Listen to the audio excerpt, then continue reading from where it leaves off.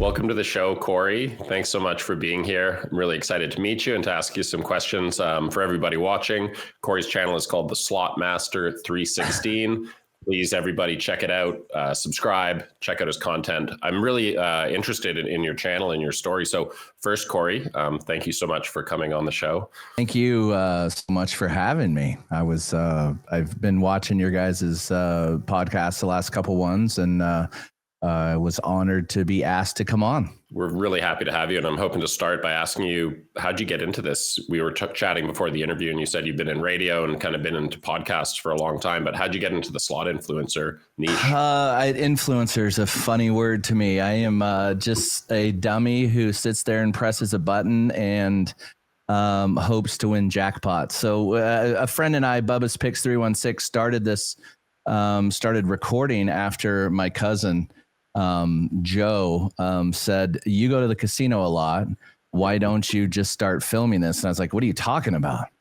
And then he showed me this app that I couldn't stand prior called TikTok. And we went live the very first time. Once we got, I started posting some videos on TikTok and we got 1,000 followers. Back then you had to have 1,000 to go live, and we got 1,000 very quick and went live within that first week. And we had 6,000 or 7,000 people watching our stupidity live. And that's incredible. That's how we got started. Was that like a couple of years ago when you started your YouTube channel, or did that happen before? It happened before. I kind of saw the writing on the wall with TikTok. I knew that TikTok, there were some things going on with that. I knew that it wasn't going to be forever on TikTok, unfortunately, because the money was so fast and so quick and so much. I was like, there's no way that this can sustain. So prior to the February 14th shutdown of TikTok going live with gambling, I had always been Twitch. I used to stream on Twitch. We would stream our podcast, and we would stream I don't know, Call of Duty and Fortnite, any games you play when you're in college. So I had already a base on Twitch there. It's actually a fantastic app. It's my favorite app out of all of them. But then we flipped over to YouTube and started going live on YouTube. Yeah, I saw some of the numbers on your lives, and it seems like you've had you've been able to build a big community in a pretty short amount of time. Correct me if I have any of the numbers wrong, but it looked to me like you started a little over 2 years ago, and you posted a ton of videos, like over 1,200 videos. I saw a great variety of content, including the podcast that you mentioned, but you've got like over 40,000 subs, and some of those lives, some of the numbers are huge. So I'm curious, what's the experience been like for you? You said you started on other platforms. What's it been like on YouTube and sort of being part of this growing entertainment niche that's really kind of taken off since the pandemic? Yeah, YouTube is very hard. It used to be very, very hard to get subscribers. You used to have a really good product to put out, and it was really hard. And then they flipped the switch when TikTok went away to the vertical, and then it became pretty easy to get subscribers on that. Nobody watches like my long form videos. Well, first off, I don't put out too many of those because I am not an editor. Everything that I've done, I've kind of taught myself how to do on YouTube. So I'm not an editor, and I hate editing videos. I kind of thrive off the back and forth with the chat, whether they're trolling me or I'm trolling them. That's where I thrive, and our lives are where we succeed the most, and we have a really good community that watch us a lot and very loyal. I'm honored to have. It's amazing to me that these people watch and keep coming back. So YouTube, like I say, was very hard at the beginning. It was hard to get subscribers. And then, now there's so much competition. There's so many things to do. And I have always been kind of a low better. It's just what I'm comfortable with. And people are always telling me to bet the max, and I tell them to start their own channel and bet the max. So it's just a kind of a back and forth with those. But again, I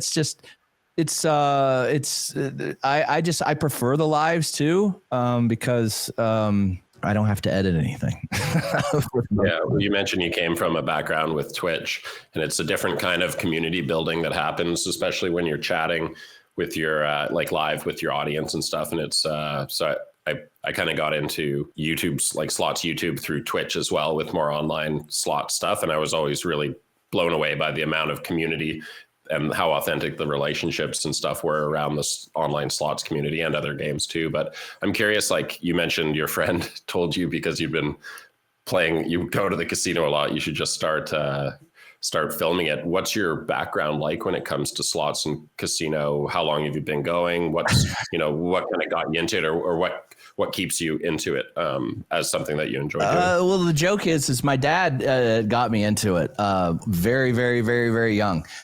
He used to, I'm from Wichita, Kansas. So we would go on family vacations and we'd always drive because I'm obviously just like my dad. I hate to fly. So we would drive everywhere. And we would always, no matter where we went on the West Coast, we'd always stop in Vegas. And the big joke is he'd give me a 20, drop me off at Circus while he went around and played different casinos on the Strip. And I went back there recently, maybe, I don't know, a year ago, and I could not believe that my dad would drop my older brother off and I off and give us a 20 and come back and pick us up in a couple hours. But at Circus. You go to Slots of Fun is right next to it. Slots of Fun is it's interesting. The gentleman that owns Slots of Fun is from Wichita, and he was the reason maybe my dad felt comfortable is he knew the owner, Phil Ruffin. So maybe Phil bought it years and years after, but maybe that my dad had the foresight. He's like, he's going to be all right. Phil Ruffin's going to own this casino. We grew up with Phil's kids, so it's interesting going back there. When you tell the story, I mean, it sounds like a magically nostalgic experience, and I'm sure totally safe for you to be there. The first time I went to Vegas, I was like 12 or 13, and it was the same thing. My parents gave me money, and I went to the Treasure Island. Like they have like a kids, like a Midway type arcade there, and it was pretty sweet. Right, So, it's very similar. And like when I went back, I've got two girls that are about the age that I was, and I could not imagine dropping them off and saying, I'll see you in a couple hours, girls. Here's 100. No doubt. I saw, like I've seen in your content that you do tons of trips and trip reports and I'm curious, this is what I want to ask influencers. What's the perfect trip for you when you go? I know maybe capturing content kind of brings a different aspect into it, but when it comes to a slots trip, what's your perfect trip? And maybe do you have any favorite places that you like going to make content or just to play slots? I love going to Circa. Circa is my favorite place. I love going downtown. My cousin and I went. The one that told me to start filming, we went just kind of on a whim to Circa. It was a brand new, right after COVID, casino that nobody had really heard of, and they have always treated us absolutely fantastic there. It is an awesome place. Not the best place to stream because the music, although the music is fantastic, is very, very loud. So I spend 2 or 3 hours after the fact editing out all of that music. But Circa by far is my copyright stuff. Yeah, copyright stuff. So Circa by far is my favorite. I love downtown. I like Fremont. The perfect slot trip to me is if I break even. That's and I'll go live. I try to go live as much as possible.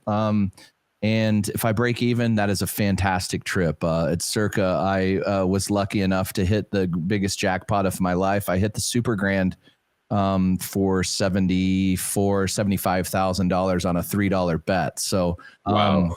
And it was live. I think it might be, well, at the time it was for sure the only live Super Grand that was won, but I don't think people have won Super Grands, but I don't think they've done it live. It was insane. It was 1:30 in the morning in Vegas time. And it was crazy.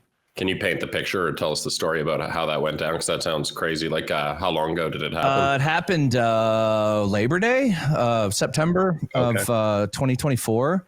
I hit it at like 1:30 a.m. or 1:15 in the morning. And what people don't realize, including myself, is Circa did not pay me. It was a area-wide progressive.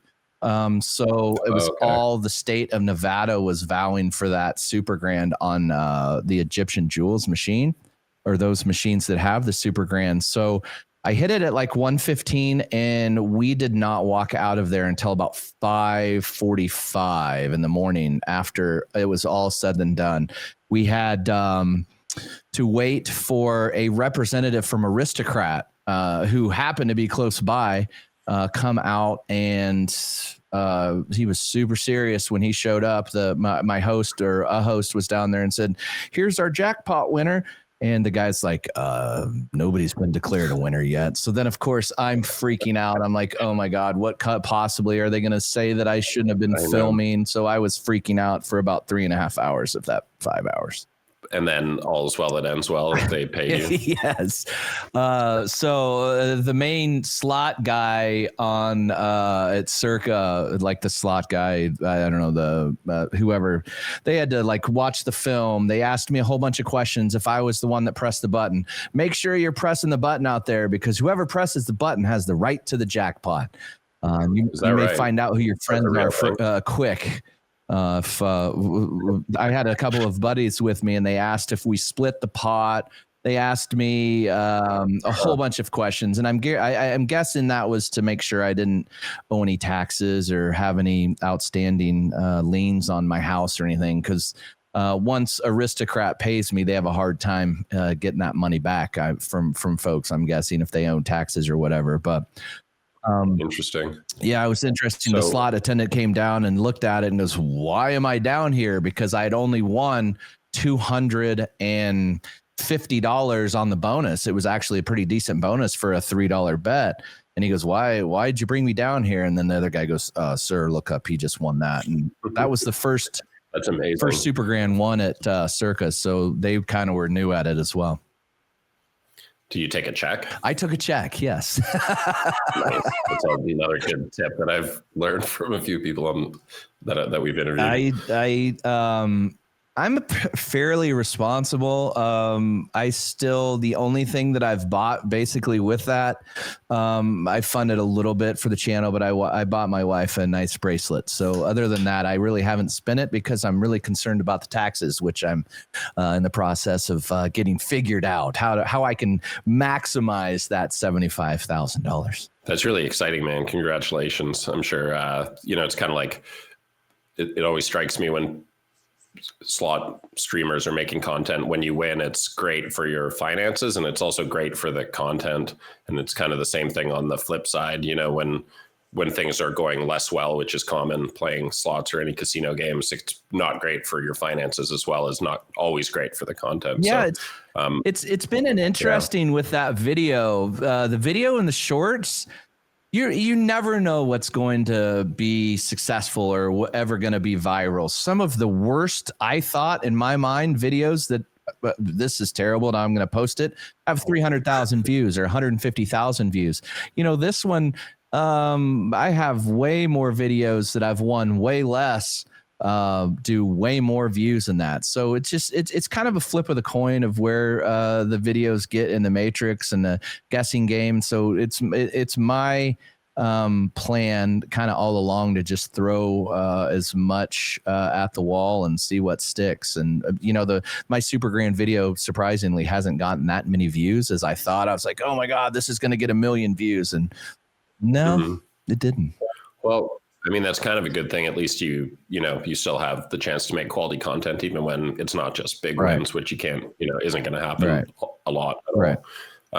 You made the point that you're pretty prolific on the channel, and it looks like it's a good strategy. I'm curious, in the couple of years or a little over 2 years that you've been doing this, can you give us any tips, or people, it's a space that's getting busier by the day, and a lot of people are starting channels. If someone's watching and they're thinking about starting a new channel, What are the biggest things that you've learned over the last 2 and a bit years? My thing is I've always of the people that I like to watch, because I watch a whole bunch. I just like people that are themselves. So I've always tried to just be natural, which you're either I can tell, and most of the people that are watching, if you're not being yourself, they can see right through that pretty quick. So it's always good to just be yourself. It's very hard to start a slot channel. It's very hard to maintain a slot channel because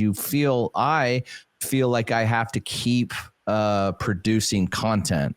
I actually took a break from YouTube because I was self-boycotting YouTube because I think that they're stealing money from creators. So with the vertical lives, they're paying them less than pennies on that view. So I told myself I was going to take January and February off of going live on YouTube and really concentrate on that loyal Twitch audience. And I was lucky enough, a whole bunch of people from the YouTube came over. And I think last Sunday was the first time I'd gone live on YouTube. I think maybe one more other time before that. But since, like the 1st of January, it's a shame that you are, as creators, are pumping out so much content and live content, and YouTube hasn't figured out how to correctly monetize the creators. And I'm not trying to, I know I'm not Vegas Matt or Lady Luck or whoever. I know that I'm not getting millions and millions of views. And I just think that they should pay what's fair. If you get hours, thousands and thousands of hours of watch time and hundreds of thousands of views on a video, they should pay you for that content. And they haven't figured it out yet. Hopefully they do. Yeah, it'll be interesting to see what happens with, there was the recent announcements that YouTube did kind of like a similar regulation of gambling content that Twitch did a while ago, which is maybe a good thing with the sites that are included in that. But it'll be interesting to see what happens overall with YouTube and with gambling content on YouTube. Yeah, I think now when you scroll the lives on YouTube, it's a lot of people's channels that aren't their own, where they're recording off Kick and Twitch and posting it as a live on YouTube. And that's a big problem that YouTube has got to figure out. And Twitch, I think they've kind of got it figured out. The regulated sites or the social sites, you can, and of course, brick and mortar that you can do. That's a good thing to have on your channel. And YouTube's going to figure it out at some point. I hope they don't go the route of TikTok. I don't think that they're going to. Recent, the new thing that you were saying that was just starting in April just seems like it's going more and more on the online unregulated casinos. Yeah, I think they even said explicitly that it doesn't affect like land-based slots or casino content, right, which is great. Yeah, I'm curious, like, if you don't mind me asking, do you have a day job still, or is this kind of your full thing? No, or what part of your life does this I have multiple day jobs. I teach. I used to be out of college. I was a professional golfer for about 5 or 6 years, and then kind of floated around and did some restaurant stuff with some restaurants here. And then I was a national trainer for a restaurant. I was going back, I've had a lot of jobs. I was a correctional officer at a maximum security. Could you imagine me at a, hey man, it's time to go shower. It's your 1 hour a day. Come on out. I was sounds like you probably have stories from your varied career history. Yeah, but to answer your question, this is not. This is a complete side project. It was fun to do, and it's not that I don't enjoy it now. It's just I don't want it to become a job. I want it to continue to be fun. I want it to be. I want to get something out of it, and what that is right now, I don't know. I'm kind of a little bit of a crossroads. I'm curious about your lives. You mentioned that, like you come from a background of live streaming, and the lives on YouTube have been a central part of your channel. What do you credit that with? Because, like I said, the numbers are really huge, and I'm curious what worked for you and what allows you to drive those kind of viewership numbers with your live. I think, I had a background in radio. That was one of the jobs that I had when I was in college. And then myself and Bubba's Picks 316 and Russ Factor, we all worked at the same radio station. So we did a morning show. So we knew how to kind of interact with, instead of people in chat, we'd have trolls calling us live on the phone. So we kind of cut our teeth live on the radio doing that. So I've always tried to, I think that it's kind of I'm the one pressing the button, but it's kind of a community effort. I hope that everybody that's watching either wants me to really, really win or lose everything, so those people that are cheering against me watch just as much as the people that are cheering for me. So I've always tried to include everybody within that, and recognizing the chat and saying hi to those folks that are very loyal and spend a lot of the time with you. I think that's probably part of it. You kind of have to have a very, very thick skin with this. I gained probably 25 pounds, and this girl named Holly, I'll never forget you, Holly, asked what the hell I ate and why I'm so fat now. So I try to watch what I eat for Holly. And, just maintain a good relationship with all those folks that are bantering back and forth with me. Yeah, there's definitely lots of people. I mean, everyone loves to say how supportive and inclusive the slots community is. And there's also lots of other sides to it that you see online. So I'm curious, like, what have you learned about slots fans and the people that are watching you? And, you kind of counted yourself among them. You said you watch a lot of channels too.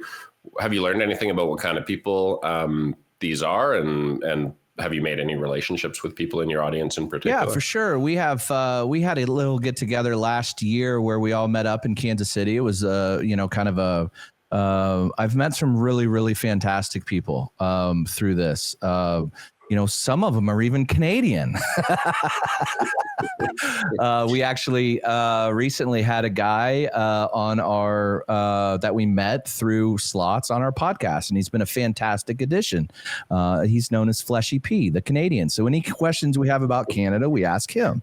So which have been more and more lately with that whole relationship. So we, I've gained a lot of folks who I've met, some folks out in Vegas that used to watch or started watching the show. I'm going to try to take a trip out to Seattle to see Kylie's a girl that's from our chat that I've met a couple times and have actually become very good friends with.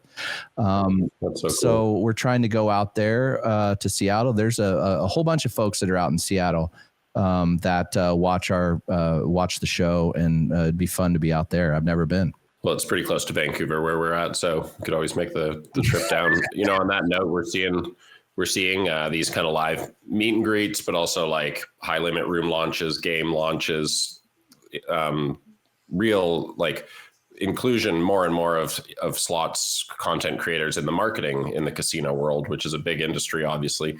Is that something that you're looking to participate in more? Or do you have any insights on where you see that going? It's a cool kind of emerging thing where, we see it for sports, obviously, and we see it for poker, but there's never been a lot of like real casino entertainment. And yet it's such a big part of the gambling industry. So where do you see it going? And do you think that you'll be part of it? I don't know. I'd be honored if I got asked to go do some of those things. I'm kind of a lone wolf when it comes to that kind of stuff. I've turned a bunch of stuff down. Not that I don't appreciate the invites, but it's just a lot of those things are not for me.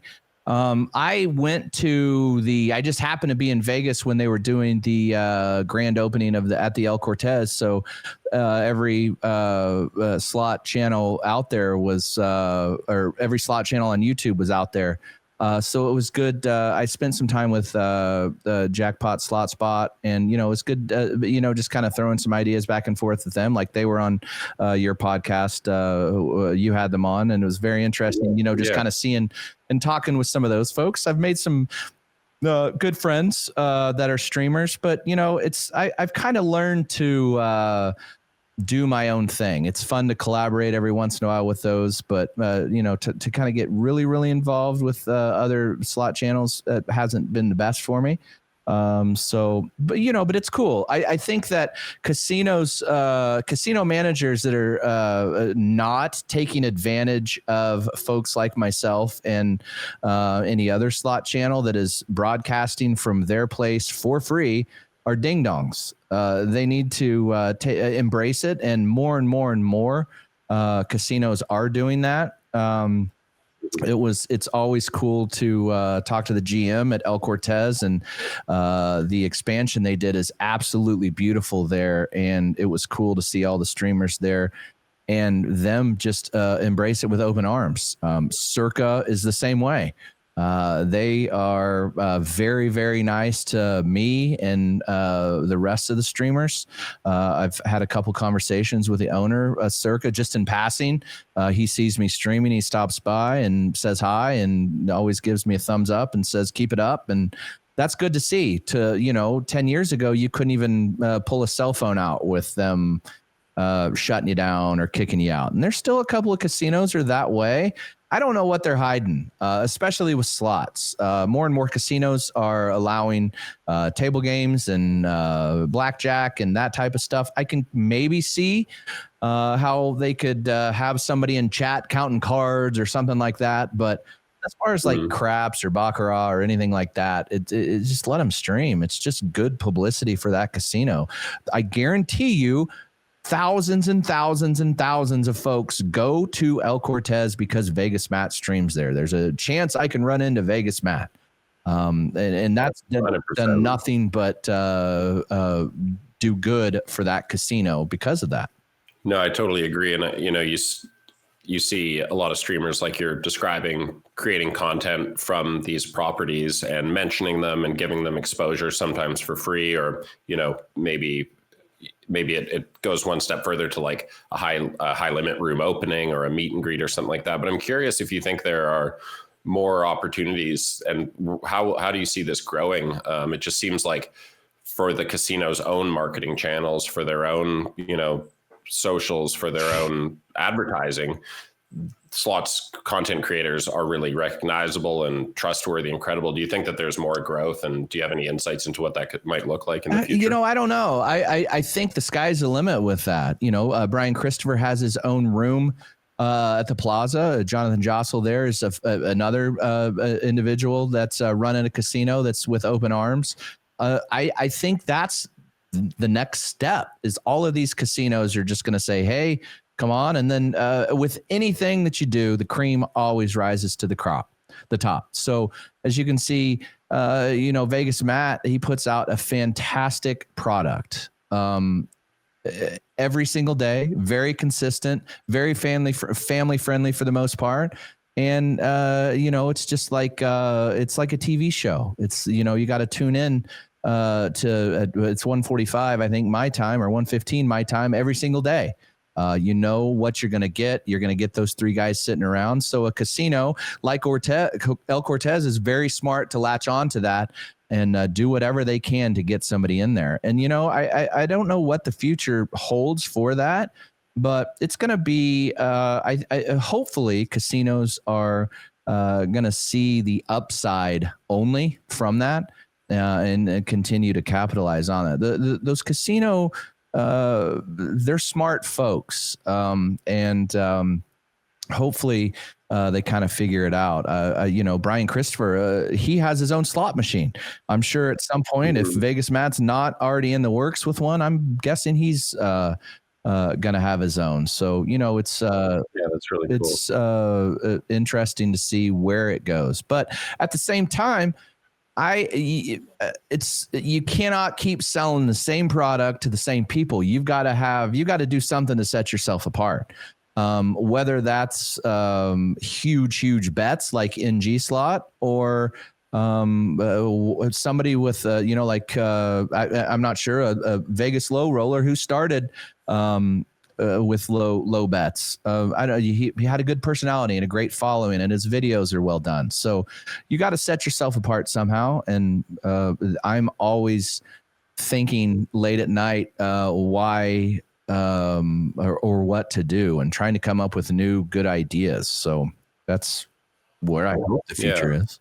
Yeah, you mentioned being yourself, and I feel like, people love slots, and, there's so many awesome games, and it's obviously so engaging. And then when you pair that with people being themselves, with engaging personalities, sharing the same values and a common interest in this, it's cool how there's so many different genres and styles for so many different people, depending on what you like, and so much like overlap from channel to channel. The same people are watching tons and tons of channels. Yeah, so, that's you see a lot of the same folks in the chats, which is good because the slot community is bigger and better with those bigger numbers.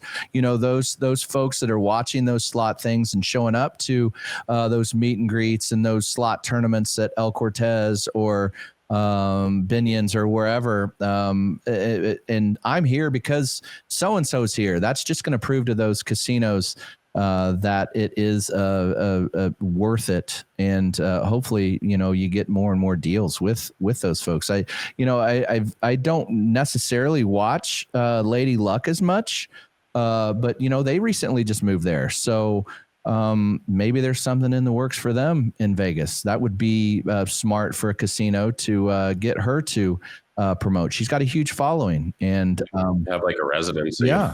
Just like you said, residency. It makes sense if she was at Resorts World or wherever. That's really interesting. I think on its face, people tune in a lot to see slots action and to also see the personalities and the characters that they love.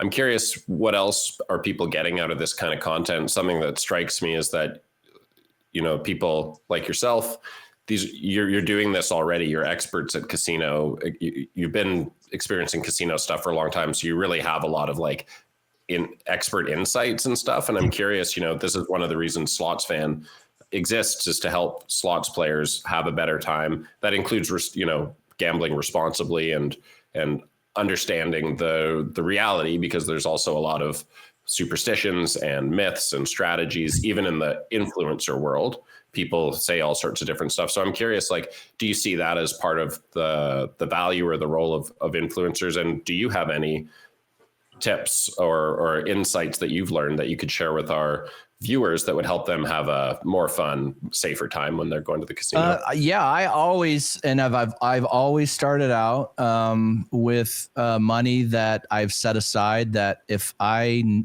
have this understanding that when I go to the casino, I'm going to lose everything that I'm bringing.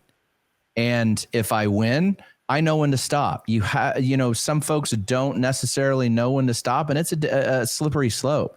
And you have to be very, very careful with that. So, that's part of the deal, is when we're going in there and we're seeing these bets that either I'm making or other influencers are making, you're not always going to win. So it's super easier said than done, but I never take an ATM card. I never withdraw anything out of the casino. I don't want to have that temptation. And now I just don't do it. So that's always a good plan to have, is don't spend any money. If $100 your budget, only spend that $100. Do not take an ATM card. Don't go to the ATM. If $500 is your budget, which is normally about what mine is, it's grown a little bit. It's $600 or $700 now, because I'm starting to did make a little bit more money on Twitch and YouTube. All of that money goes right back into the channel. I'm not making anything from the YouTube. I'm not at that situation yet, and I don't have any sponsors, and it's probably on me. I haven't been actively out there looking for sponsors. I don't want it, because then I'd probably be like, oh God, it's another job. I don't want that job. I want to still go out and have fun. So that's on me. But as far as folks watching, there's a lot of folks that have made friends within that in your chats too. So that's part of the reason, hey, we're going to go on this Vegas Matt cruise, or I'll meet you there, or I'll see you in Vegas with jackpot, slot spot. I don't know. That's part of the reason. There's a lot of buy-in from the people that watch us in that as well. So it's to the point now where it's kind of a responsibility, and I don't like responsibility. Yeah, you've kind of made your own bed when it comes to being successful with the channel. It turns into, like, I know a bit about what goes into these channels, and I can't imagine the amount of work that you've put into the channel to post so much and to do so much in a little over 2 years. So, on that point of sponsorships, there's so many, we've talked a bit about land-based casino endorsements and sponsorships and stuff like that, but we see a ton of online sponsorships in the space right now, in particular sweepstakes casinos. I'm curious if you have any experience with online slots, with whether it's like regulated real money casinos or sweepstakes casinos. I don't, and I don't want any. That's a slippery slope. If I can sit there and play slots in my bed, that's a bad thing for me. I know that. So I don't touch it. I don't have any opinion either way. If you do it or you're sponsored by them or whatever, I choose not to do that. And it'd take a lot of money for me to be endorsed by a online casino, because I know that's a slippery slope. I know that's a slippery slope for a lot of folks. And there's something to be said. Being in Kansas, there's 3 casinos within an hour of where I'm at. There's something for me to say to put some clothes on and go down, take money out, and put that money in the machine. Whereas online, I'm laying in my bed, I could just change that over. I don't have that concept. I have this chip in me that I'm a mono eater. I basically eat pretty much the same thing. I wear the exact same thing in the winter to the casino. I wear pretty much the exact same thing every single day, which turned out to be careful. Be careful what habits you pick up. Yeah. Which turned out, that actually happened to be fantastic for me. Well, minus the 25 pounds, Holly, but you can't tell when that was recorded. I used to, my summer / fall outfit is a gray sweatshirt, zip up, quarter zip. You can't, and I wear the exact same thing. If you go back 3 years ago, I'm in that. And then I started wearing this sweatshirt. And you can't tell basically when I recorded those, and then like Vegas Matt, he has people sending him T-shirts. So he has a different T-shirt on every day. But you can't tell when a lot of times, not that I recycle content. I don't really like to do that. But if I happen to forget to post a video from 5 months ago, oh, hey, guess what? I'm wearing the exact same thing. You'll never know. That's clever. That's just how I am. I wore the same when I was playing professional golf. I always tied my shoes the same way. I always had a certain amount of tees in my pocket. And, I've always been a weirdly superstitious person. But kind of when it comes to slots, except the only thing that I do other than wear the exact same thing is I always go in the same door. Even at the Circa, I go in the same door and I leave the same door. So you're just superstitious, and it also applies to slots. Yeah, but necessarily like, I don't think a certain bet's going to hit more, or I don't know. But as far as how I get there and leave, that's always the same. Interesting.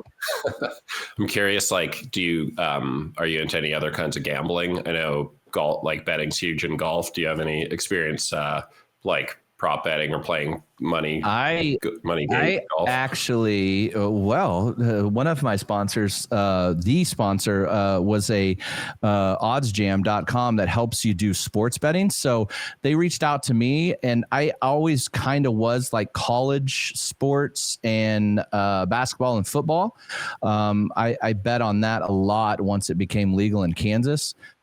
So those folks over there kind of have some tools to help you out. So that's definitely a cool thing that I do. I love to sports bet. I didn't normally used to play slots. I was playing craps all the time. I love to play craps. And there's been a huge uptick with Bluff, the Bubble Craps player, and Vegas Poly C got the only 2x4 at 10x multiplier at Plaza. So those guys have been instrumental with that, and I play that a lot. It's not as fun to watch on a live stream, but maybe we can. I think there's also an audience for non-slots casino games. That's so cool. I mean, there's so many opportunities these days for making content for all kinds of different brands that are in the space. So it's cool that you're, have diversity in your interests in gambling. Really quick before we're getting kind of towards the time when we usually start wrapping it up, but I was hoping you could give us your top 3 favorite slots, favorite games of all time, and maybe a quick reason why, whether it's a good experience or a feature that you really like. What are your recommendations for my games? recommendation to not play is never play Huff and Puff. I want every single Huff and Puff machine out of the casino. They take up space. They are killers. I'm sorry, Huff and Puff. My number one favorite of all time is Top Dollar, old school single line. And the reason that is I used to play that quite a bit with my dad. That was his favorite game. And that kind of was my introduction to slots and old school pinball. That's my favorite too. They've kind of ruined it a little bit with the 9-liner, but it's all right. My second favorite would probably be the Egyptian Jewels, because I won $74,000 on that. That was a fantastic experience. But I'll play pretty much anything. I have a ban list on my channel. I don't play anything Huff and Puff. I hate it. I hate Zeus. Those of you that are Zeus fans, I get, hey, play Zeus. I don't like Zeus. I probably have more, maybe a handful of games that I absolutely will not play, but the rest of the games I'll play and at least give them a shot, especially the new games in our casino. Those always seem weirdly to hit a lot for the first couple months they're in there, and then they're always fun to explore. Is Huff and Puff banned because of the volatility of it, or what? Yes. What's your beef with it? There's 0 line hits. It's extremely volatile, and I just read today that they're coming out with a Huff and so much Puff we don't even know what to do with in a couple of months. I just saw it's I can't remember what it's called. It should be that if it's not that. But the Money Mansions is a terrible game. Everything that they add volatility wise is just bad. I'm kind of a fan of the old school slots, but there's a lot of fun ones. But everybody tells me, well, there's 0 lines on Frankenstein, but yeah, there's a big advantage, and I'll only play that Frankenstein if there is an advantage. So that's the only time that I'll play it, and I'll win more often on that Frankenstein than I'll lose. And I just don't ever have any luck on Huff and Puff, and I don't know. There's something about pigs I don't like, I guess. It's funny. It's like kind of a kid themed game as well. Yeah. Like a kid story. What is the advantage on Frankenstein for people that may be interested in that? There's a couple of theories, like Buffalo Bob Slots. He counts it a little bit different, but I count, I do 15. So if there's 15 spaces of the blue, including the multipliers. So if you count the spaces, if there's not a multiplier, if there's 15, if it adds up to 15, I play it. And some people count it as 10 if they just count the multipliers. But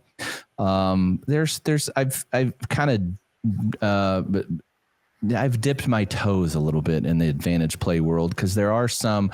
I'm not like a super AP grinder, but I'll definitely check those machines. And Frankenstein, I like. I don't necessarily like Rich Little Piggies, but if there's I'll play those. If there's a 18 to 20 on the far left blue pig, I'll play that, because that's definitely an advantage. That's why I play those, and that's why I play Frankenstein. There is 0 advantage on Huff and Puff, and there will never be an advantage. I try to go in with slots that have a pretty decent RTP, return to the player. I think that the more bonuses and the more wheels that you see, the less chance that you're going to have to get to pay. So, and it's just, it's the more we are in this, the more volatility we're seeing in these slot machines. So it's a tough world. Yeah. So like top dollar is kind of the opposite. Like it's low volatility and just lots of line hits and lots of bonuses, but less, smaller payouts more frequently. Yeah. And that's why, my friend likes pinball. Bubba's Picks likes pinball a little bit more because the bonuses are less frequent, but they pay a lot of money when you get those bonuses. We're top dollar. You get a bonus probably every 100 spins, every 80 spins. One of my other favorite games that I play that's horribly volatile is Cash Machines. So it's the one whatever you see on there, you get. That was up until on the live stream, up until the Super Grand I won $10,000 on a live stream, which was crazy on that game. Wow. Yeah, I think there's an online version of that game. It's kind of interesting because Huff and Puff, like this level of volatility is really, it's like the trend that I've seen with online slots over the last many years, where now it's like the multipliers are so big, like the potential multipliers are so big. So even though the RTP is high, the volatility is so high that it's like, it's different. It's hard to say that the RTP is like really high because you would have to play a lot. And so much of it goes towards these huge, massive payouts, like 5,000x is like commonplace. As a max win. A fantastic bonus in a brick and mortar is 100x. If you get 100 bets back on your bonus, that's a fantastic bonus. I consider anything over 25 bets or 25x, depending on what you say, back as a decent bonus. And there's some of those online casinos where it's 1,000 or 2,000 is a huge bonus, and those happen pretty frequently from what I'm watching. Yeah. There's a studio in Europe called No Limit City, and I saw a post where they released a game with a 500,000x multiplier max win, and somebody hit it for the first time just in the last few days. But like, you have to think of the volatility necessary to support wins like that. That's crazy. I used to watch, Rothstein on Twitch and Kick and Trainwrecks TV. It's amazing that those guys, how much they win and lose and bet. And, it's like I say, there was a thing on that I was reading about the Stake Casino, which led to the Twitch ban. Was some of those streamers weren't being exactly honest with their money, and they were getting fills, which means the casino was giving them whatever they want to bet and not losing anything. So like I say, I like it. I like watching it, but I don't want to touch it. It's too easy to get promo money with online casinos because it obviously people don't want to lose that much money if they don't have to. Right. I think with Stake, they pay them as part of their contracts, but their part of it has to go back in for content creation or something. Like Trainwrecks did an interview where he said he spent like $100 million in less than 2 years of them. Like he got paid $360 million or something, and he spent like 100 million of it gambling for real. And what do you think about that? Especially when you see like Drake, for example, doing the same thing. What's your opinion of that kind of level of casino influencer marketing that's going on? There's definitely a market for it. I got a stake offer when I very first started, maybe within the first 6 months, and I turned it down. I didn't want to do the online slots, but I saw what their contract was, and how it was for me was they were going to give me $10,000 that I had to spend over that 2-hour stream. And if whatever I spent on that, I had to run $10,000 through a machine, and whatever I won, I'd get to keep on top of that. So, and then they were going to throw me a couple bones on the side, but those are tempting offers for a lot of people. And I was seriously contemplating it, but I think the downside for most of the community is a lot. And, I don't know, Vegas Mac caught a ton of flack for when he went to FanDuel, which FanDuel is completely different than what stake is because it's a regulated casino. He has to fly wherever, Michigan or wherever they go to record those videos. Whereas Trainwrecks, I'm not even sure where he's at, like the Maldives or, or Rothstein was in the Maldives. I can't remember where Trainwrecks is. But he was in Vancouver actually while he was doing most of the streaming for stake for that period of time. Okay, and he's betting $1,500 a spin, and I'm just like, it's just it seems like out of all of those fellas, it seems like he's probably the most transparent with what goes on, and he kind of opens the door. Or lets people peek in to see what's going on, and he's like he said, he got a 300 and some million and gambled 100 of it. I think he said he gave away like $100 million of it. Don't quote me on this off the top of my head, but yeah, he gave an interview where he threw around a bunch of crazy numbers, and it's such an interesting story. Do you think state by state, it's a little slow? Online casino has been a lot slower than sports betting to catch on, but I'm curious if you think, you see a lot of these sweepstakes sponsorships, the content that people are posting to audiences that really love land-based slots. People, like you said, there's a backlash from the audience, and the content itself rarely performs as well as the land-based stuff. But I'm curious if you see a future for online slots and online casino, because it is, I come from a poker background, and the fusion of the marketing money from online poker was such a big driving force in the poker world. And I'm curious if you see an opportunity for something like that happening in the slots content world with online casino sponsorships, basically. You see it happening more and more. Lady Luck does it, and Mr. Handpay's doing it now, and NG's doing it, so more and more, and Vegas Matt's doing it, so more and more of those bigger slot streamers are starting to do it. Brian Christopher. So I think they're probably going to start reaching out more and more to folks to do it. But again, it's just the content that you provide. Like you said, not a lot of people watch.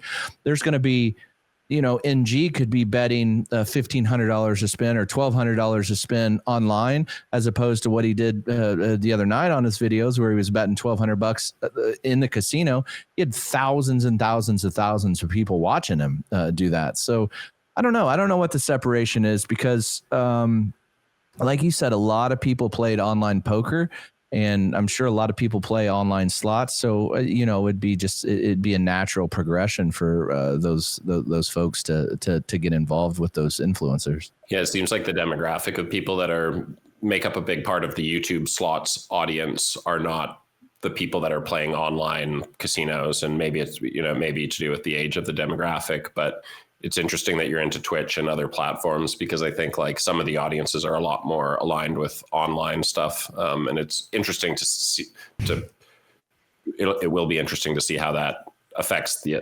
newer generations of adults who are coming into as casino players. Yeah. It's interesting to look at the demographics and the numbers, just based on my stream, how much difference in the YouTube and the Twitch, and then the Kick and the X. It's just it's very interesting to see those numbers. But I think it's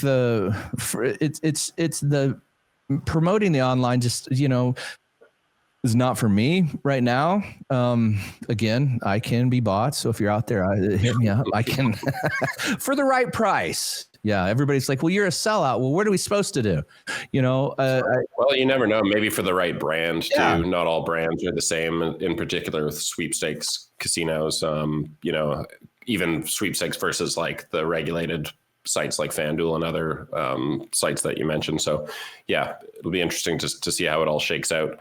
I feel like we could keep talking for a long time. We've just gone over an hour, so I think it's a great time to start wrapping it up. But I was curious to ask you, Corey, do you have anything ongoing, anything you want to shout out or plug before we wrap up the interview for today? Well, in my other world, I'm getting ready to play 100 holes of golf in one day, raising money for the kids of our community. So that's what I've got coming up. So be looking for that. But that's amazing. As far as the slot stream, I don't know. Like I said earlier, I'm in a little bit of a crossroads. I can't keep forcing something down people's throat. I want it to be not only interesting for me, because if I believe in it and I think it's interesting, I can convince those watching that it's interesting too, I think. So I don't know. I think that I'm going to continue to do live streams. I'm going to try to plan some trips to Vegas. I'm actually, for the very first time, going to the Masters in April, so that'll be fun. I'll find some casinos down there in Georgia. If there are any around Augusta, Georgia. I'll be filming that, and I'm going with a few friends. So, you know, that's just what's coming up. I don't know. I don't know what I don't know. I just hope that. Well, it sounds like you're in a great place where you don't want to take it too seriously, because then it's going to get too serious and it won't be the fun part of your life that it is right now. So it always strikes me that, you know, people who do end up succeeding on YouTube and other platforms are like, they're the people who would be doing it anyway. It's just what they like to do. And you get to watch them, you know, you get to participate in it. But I feel like, yeah, if you stopped wanting to go to the casino or something, then that would be a good reason to stop. Yeah. But, you know, I'm excited to follow your channel, and in particular, the lives look like a blast. So, thank you again so much for coming on the show. I hope everyone that's watching will check out the Slotmaster 316 and subscribe to your channel and check out your array of links, because like you said, you're on a bunch of different platforms. And I hope we get a chance to hang out in real life at one of these That'd events. Be great. If I come up to Vancouver, I'll definitely look you up. And thank you so much for having me on. I enjoy your guys' content, your podcast. You've had some fantastic guests on, and I was honored to be one of those guests. Thank you.